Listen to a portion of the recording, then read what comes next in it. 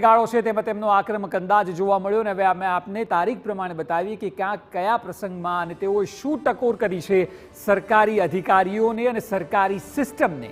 આપ જો 11મી જૂને રાજકોટ સ્વનિર્ભર શાળા સંચાલક મંડળનો તેઓએ ઉધડો લીધો અને આ ત્યારે કે જ્યારે બીજા દિવસે સ્કૂલ શરૂ થવાની હતી।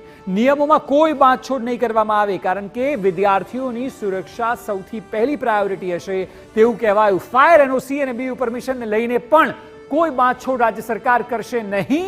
કેબિનેટમાં 12 જૂને જુઓ રાજકોટ અગ્નિકાંડ મુદ્દે સીએમ આક્રમક થાય એટલે 11 તારીખે રાજકોટમાં અને 12 તારીખે ગાંધીનગરમાં કેબિનેટની બેઠકમાં સીએમએ સખત શબ્દોમાં તમામને ટકોર કરી। સસ્પેન્શન સુધીના પગલાં લેવા પડે તેવી સ્થિતિ ન આવવી જોઈએ। હવે ખ્યાલ રાખજો તે આક્રમક અંદાજમાં સીએમ જોવા મળી રહ્યા છે।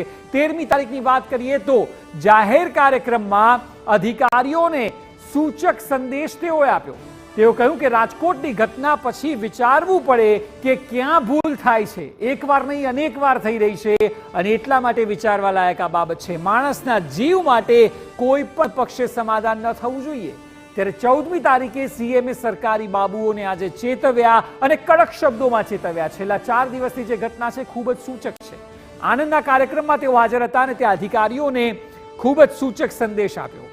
તેઓ કહ્યું કે ચા કરતા જે કેટલી ગરમ છે તે તમામ લોકો સુધરી જજો।